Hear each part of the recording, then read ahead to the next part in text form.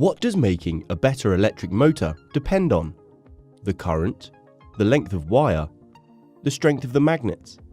You will have seen the motor effect explained in another video. You may want to have a look at it again. In this video, we explore what factors affect the size of the force on a wire carrying an electric current when it's placed in a magnetic field. Can you think how changing the variables just mentioned might influence the force acting on the wire? Pause the video and try to name a few. Let's see how close you were. The current flowing in the wire, I measured in amps, because it is the current that creates the magnetic field around the wire that interacts with the magnetic field of the magnets. How strong the magnets are. This is related to a quantity called magnetic flux density, B, which is measured in Tesla. The length of the wire, shown in yellow, that is in between the magnetic poles. Let's look at each individually before looking how they relate to each other in an equation. To show which way the current is flowing in diagrams, we use this symbol. We imagine we are looking at the point or end of an arrow to represent a current flowing away from you into the screen. This cross in a circle represents the flights of the arrow going away from you. Let's add the concentric shape of the magnetic field using Maxwell's corkscrew rule. Now increasing the current flowing in the wire.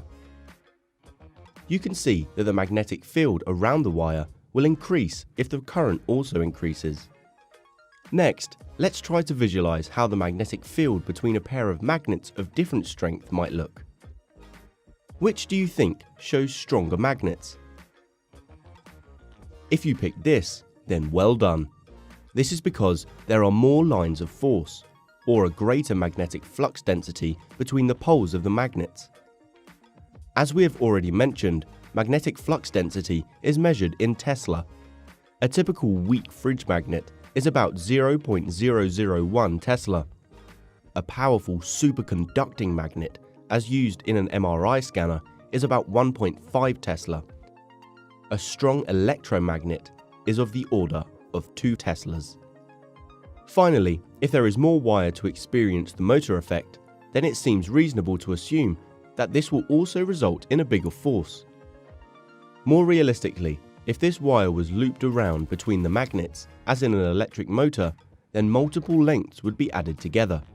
This portion of wire shows the part of the wire that experiences the force. So now we have a link between magnetic flux density, B, current, I, and wire length, L. F equals BIL.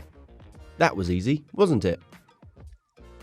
Here, force on the wire is measured in newtons, magnetic flux density in Tesla, current in amps, and length in meters.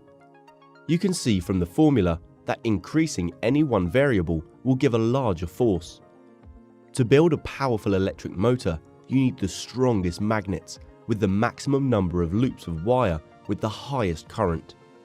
Can you see the problems with any of these? For example, higher currents will cause heating in the motor, and if using thinner wire to fit in more turnings of wire, this becomes an even bigger problem. Now let's use the formula. Calculate the force on a single wire when the current is 5 amps, the length of the wire in the magnetic field is 5 centimeters, and the magnetic flux density is 0.01 Tesla. Did you get 0.0025 newtons? Hopefully you remembered to convert 5 centimeters into meters. Now, what would the force be if the wire was looped round 3 times, or even 120 times? Pause the video to work it out. So that's how current, magnets, and length relate to each other in an equation.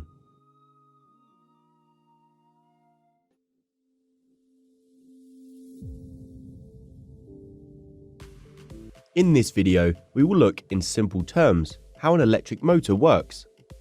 You may wish to view these videos before we begin. You will have seen described before what happens when a wire carrying an electric current is placed in a perpendicular magnetic field. The direction of the field can be shown by Maxwell's corkscrew rule. If we add more wires, the resultant magnetic field builds up and becomes stronger. Placing these wires perpendicular to a magnetic field enables us to see how these force lines interact. Let's look at this setup from a different angle. Here we are looking down the wire. We can see a cross-section of wires and the magnetic field running clockwise around it. Now we can see the permanent magnets and the magnetic field between them running from north to south. These magnetic fields interact. Above the wire, these two fields run in opposite directions and so cancel each other out. Below the wire, the fields run in the same direction and reinforce each other. The wire is pushed away from the strong field towards the weak one. So the wire will be pushed vertically upwards out of the magnetic field. This is the motor effect. Now, reverse the current. This experiences a force in the opposite direction. Now, place both wires in the same field. One wire will be pushed up, the other down, but we don't have circular motion yet. Now, if we link the wires together and then insert a spindle to allow a rotation, we convert the opposing up-down motion into a rotation, and here you have an electric motor. Looping the wire around many times will increase the turning force on the motor. The clever bit is how to supply a current to a spinning coil so that it always flows in the same direction, ensuring that the upward and downward forces are always on the same side. This is done with a split ring commutator, but the exact details as to how this works we can leave for another time.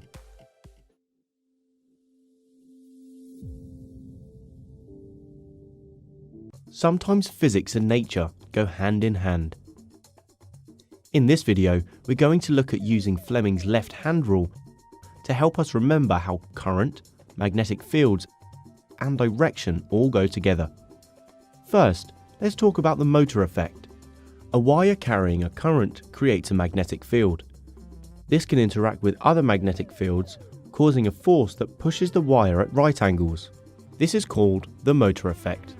So magnetic field from north to south, the current going this way, and the force at right angles. We can use our left hand to help us remember what direction the wire is going to be pushed in. It's called Fleming's left-hand rule.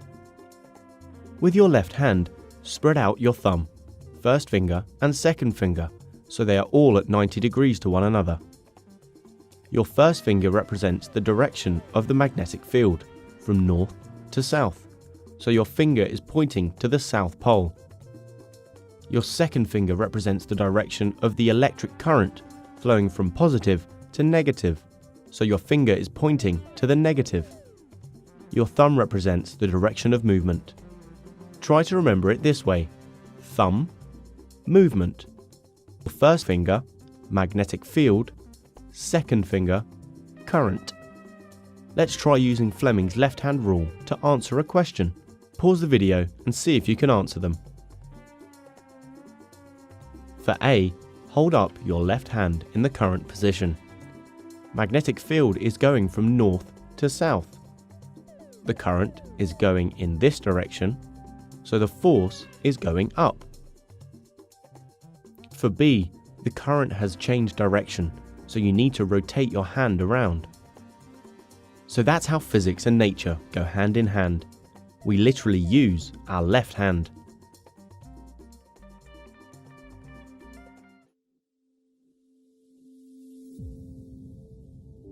In this video, we'll be looking at what transformers are and how they work. No, not the giant robots that can transform into cars, but an electrical device that changes the voltage of an alternating current supply. Don't worry if that doesn't make sense yet, because it will by the end of the video. In an alternating current, the electric charge periodically changes its direction of flow around the circuit. To learn more about alternating and direct current, watch this video. The great thing about alternating currents is that a transformer can be used to change the voltage. It can change high voltage supply into a low voltage one, or vice versa. Transformers consist of a pair of coils wound around a soft metal core. They have a primary coil, a secondary coil, and a soft metal core which is usually iron. A transformer requires an alternating current or AC power supply which creates the alternating current in the first place. The alternating current passes through the primary coil wrapped around a soft iron core. This induces a changing magnetic field in the core. The changing magnetic field, like a domino effect, induces a changing magnetic current in the secondary coil. This alternating magnetic field in the secondary coil induces an alternating current in the circuit connected to the secondary coil. Depending on how many turns the coils on each side have, the new output will have a different voltage. A stepped-up transformer has more turns of wire in the secondary coil than the primary coil, which in turn creates a larger induced voltage in the secondary coil. As the output voltage is larger than the input voltage, it is called a stepped-up transformer. A step-down transformer has more turns of wire in the primary coil and less turns in the secondary coil. This creates a smaller induced voltage in the secondary coil. The output voltage is smaller than the input voltage, hence it's a step-down transformer. We can calculate the voltage produced in the secondary coil by using this equation. The voltages in the primary and secondary coils, and the number of turns in each coil. So let's work out an example. Calculate the voltage in the secondary coil. Using our equation, we can substitute in the values we already know. The primary voltage is 30 volts. The primary number of turns is 20, and the secondary turns is 5.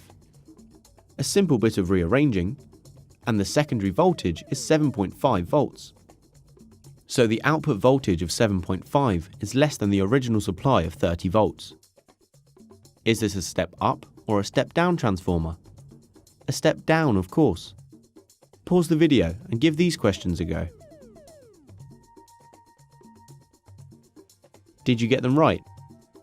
A 6000 volt step up transformer and the step down transformers start with 1000 volts. Transformers are used in the real world in the transfer of electricity from power stations to our homes.